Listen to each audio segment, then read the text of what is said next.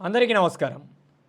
Delhi legislative అసెంబ్లీకి మధ్యాంతర ఎన్నికలు రాబోతున్నాయా? ఎన్నికలకు ఇంకా 5 నెలల సమయం ఉండగానే మధ్యాంతర ఎన్నికల చర్చకు కారణం ఏంటి? సడన్గా ఈ రాజకీయ పరిణామాలకు జరిగినటువంటి కార్యాచరణ ఏంటి అనేటువంటి అంశాల గురించి మాట్లాడుకుంటే, ఢిల్లీ ముఖ్యమంత్రి అరవింద్ కేజ్రీవాల్ గారు గడిచిన 6 నెలలుగా ఏదైతే ఢిల్లీ లిక్కర్ స్కామ్ కేసుకు సంబంధించి ఆయనను కూడా నిందితుడిగా చేర్చి ఈడీ అరెస్ట్ చేసి తీహార్ జైలుకు పంపించినటువంటి అంశం మనందరికీ విదితమే. ఆ తరువాత అనేక మార్లు రైజ్ అవెన్యూ కోర్టులో ఆయన బెయిల్ కోసం ప్రయత్నించడం, అనేకసార్లు తిరస్కరణకు గురి అవ్వడం, ఎట్టకేలకు బెయిల్ వచ్చినప్పటికీ ఈడీ కేసులో బెయిల్ వచ్చిన వెంటనే సిబిఐ అరెస్ట్ చేయడం, ఆ సిబిఐ కేసుల్లో కూడా రైజ్ అవెన్యూ కోర్టు నుంచి బెయిల్ రాకపోవడంతో చేసేదేమీ లేక భారత సర్వోన్నత న్యాయస్థానం సుప్రీంకోర్టును ఆశ్రయించడం, ఇటీవల సుప్రీంకోర్టు ఆయన కేసులకు సంబంధించినటువంటి అంశాల్లో ఏదైతే ఆయన్ని అరెస్ట్ చేయడం సరైనదే కావచ్చు, కానీ అరెస్టు చేసినటువంటి సమయం సరైనది కాదని, కనుక ఆయనకు మేము మధ్యంతర బెయిల్ను కండిషన్ బెయిల్ని ఇస్తున్నామంటూ ఆయనకు బెయిల్ను మంజూరు చేయడం, ఆ బెయిల్ను తీసుకొని బయటకు వచ్చినటువంటి అరవింద్ కేజ్రీవాల్ గారు సంచలనమైనటువంటి ఒక ప్రకటనను వెలువరించారు.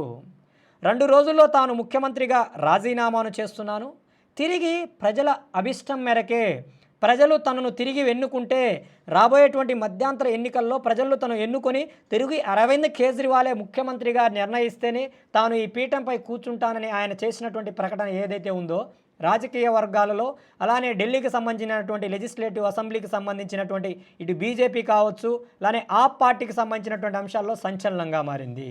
అరవింద్ కేజ్రీవాల్ గారు ఈ లిక్కర్ స్కామ్ చేశారా లేదా అనే అంశాన్ని పక్కన పెడితే ఒక రాజకీయ కోణం ఉంది. ఇది కేవలం తనను తప్పుడు వ్యక్తిగా అభివర్ణించడం కోసం, తప్పుడు వ్యక్తిగా చిత్రీకరించడం కోసం, ప్రజలకు తనకు ఇస్తున్నటువంటి తీర్పుని, ప్రజలు తన పట్ల నిలబడుతున్నటువంటి అభివృద్ధిని, తాను చేస్తున్నటువంటి సంక్షేమ అభివృద్ధి ఫలాలతో ప్రజలకు తనకు ఇస్తున్నటువంటి గౌరవాన్ని చూసి ఓర్చుకోలేక రాజకీయంగా తన మీద కుట్ర చేశారని, తాను నిజంగా ఏదైతే ఈ లిక్కర్ స్కామ్కి తనకు ఎటువంటి సంబంధం లేదు, నిజంగా తాను తప్పు చేసి ఉంటే ఆ లిక్కర్ స్కామ్ చేసిన వెంటనే తనను కూడా అందులో నిందితుడిగా చేర్చి అరెస్టు చేయకుండా చాలా రోజుల తర్వాత, సంవత్సరాల తర్వాత తనను నిందితుడిగా చేర్చి ఈ కేసులో తనను ఇరికించడం, తీహార్ జైలుకు పంపించడం ఇది పూర్తిగా రాజకీయ కుట్రకోణమేనని ఈరోజు ప్రజలే దీనికి తీర్పునివ్వబోతున్నారు.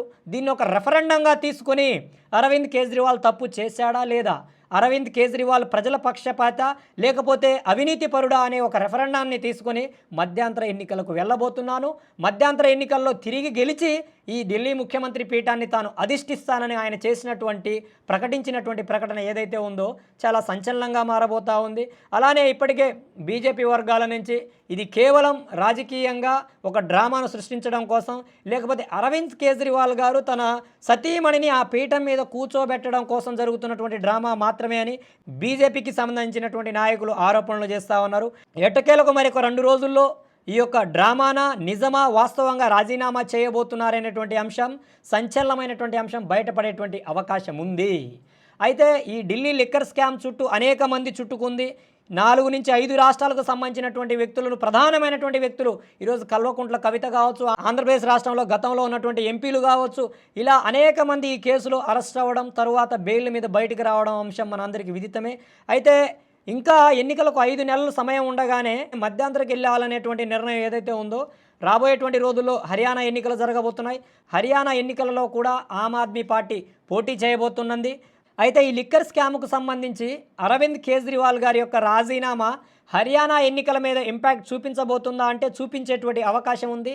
ఈరోజు తన మీద ప్రజలలో ఒక రకమైనటువంటి సింపతి క్రియేట్ అయ్యేటువంటి అవకాశం ఉంది. ఎందుకంటే గడిచిన 6 నెలలుగా ఆయన జైల్లోనే ఉండడం, అలానే ఈ కేసుకు సంబంధించినటువంటి ఆరోపణలకు సంబంధించినటువంటి అంశాల్లో జాప్యం జరగడం, ఇలా అనేక కారణాలు అయి ఉండవచ్చు. మరి చివరాఖరకు ఏం జరగబోతుంది? మరి అరవింద్ కేజ్రీవాల్ గారు నిజంగానే రాజీనామా చేసి ఢిల్లీలో మధ్యంతర ఎన్నికలు రాబోతున్నాయా? మధ్యంతర ఎన్నికలు వస్తే ఎవరు గెలుస్తారు? అలానే అరవింద్ కేజ్రీవాల్ గారు నిన్న మాట్లాడుతూ చేసినటువంటి మరొక ఆరోపణ ఏంటంటే, ఢిల్లీ ప్రజలు తన తరఫున నిలబడుతున్నారు, ఢిల్లీ ప్రజలు తనను ఆస్వాదిస్తున్నారు, ఢిల్లీ ప్రజలు అరవింద్ కేజ్రీవాల్ చేస్తున్నటువంటి అభివృద్ధి, రాజకీయ సంక్షేమ ఫలాలను చూసి తన వెంటే నిలబడుతున్నారు కాబట్టి వరుసగా తాను గెలుస్తూ వస్తున్నాను. ఈరోజు ఢిల్లీ ప్రభుత్వం చేస్తున్నటువంటి సంక్షేమ అభివృద్ధి కార్యక్రమాలు దేశంలో ఏ ప్రభుత్వం చేయలేకపోయింది. విద్య, వైద్యం, ఆరోగ్యాన్ని మెరుగుపరచడం కోసమే తాను రాజకీయాల్లోకి వచ్చాను, వాటికి కట్టుబడి ఉన్నాను, తనపై అవినీతి మరకలేదు, తాను అవినీతి చేశానని నిరూపిస్తే శాశ్వతంగా రాజకీయాల నుంచి తప్పుకోవడానికి కూడా తాను సిద్ధంగా ఉన్నానని అరవింద్ కేజ్రీవాల్ గారు చేసినటువంటి ప్రకటనలు ఏవైతే ఉన్నాయో నిజంగా ఒక రకమైనటువంటి సంచలనాన్ని కలిగిస్తూ ఉంది. మరి రాబోయేటువంటి 2 రోజుల్లో ఈ యొక్క హైడ్రామాకు ఇది ఒక నిజమా అవాస్తవం అనేటువంటి అంశానికి తెరపడేటువంటి అవకాశం ఉంది. 100కి 100 పాళ్ళు నాకున్నటువంటి సమాచారం, నాకున్నటువంటి నమ్మకం ఆయన 100% రాజీనామా చేసేటువంటి అవకాశం ఉందనేది అయితే క్లియర్గా కనబడతా ఉంది. ఎందుకంటే ఆయన ఒక ప్రెస్టేజ్గా తీసుకున్నారు. తన ఆత్మ గౌరవానికి, తన ఆత్మాభిమానానికి జరుగుతున్నటువంటి పోరాటం ఇది. నేను తప్పకుండా రాజీనామా చేసి ఆ పీఠాన్ని అధిష్ఠిస్తాను. తప్పకుండా రాజీనామా చేసిన తర్వాత జరగబోయేటువంటి మధ్యంతర ఎన్నికల్లో తిరిగి హ్యాట్రిక్ని సాధించి తిరిగి ఆ పీఠాన్ని అధిష్ఠిస్తానని ఆయన చేసినటువంటి సవాలు, ఆయన విసిరినటువంటి ఒక రకమైనటువంటి మాటలు ఏవైతే ఉన్నాయో మరి ఏం జరగబోతుందో వేచి చూద్దాం. రాబోయేటువంటి రోజుల్లో ఢిల్లీలో జరిగేటువంటి మధ్యంతర ఎన్నికల్లో ఎవరు గెలవబోతున్నారు? మరి ఆమ్ ఆద్మీ పార్టీ స్వతంత్రంగా నిలవబడుతుందా, లేకపోతే కూటమి ఏదైతే ఇండియా కూటమిలో ఆమ్ ఆద్మీ పార్టీ కూడా భాగస్వామ్యం ఉంది కదా, ఆ విధంగా పోటీ చేస్తుందా అనేటువంటి అంశాలు కూడా 2-3 రోజుల్లో వాస్తవాలు అన్నీ బయటకు వచ్చేటువంటి అవకాశం ఉంది. కాబట్టి అరవింద్ కేజ్రీవాల్ గారికి సంబంధించినటువంటి బెయిల్కు సంబంధించినటువంటి ఉత్కంఠ ఏదైతే ఉందో నిన్నటితో తెరపడింది. ఆయన బయటకు వచ్చారు. వచ్చిన వెంటనే ఒక సంచలనమైనటువంటి ప్రకటన వెలువరించారు. రాబోయేటువంటి రోజుల్లో ఏం జరుగుతుందో వేచి చూద్దాం. జై భీమ్, జై భారత్, జై హింద్.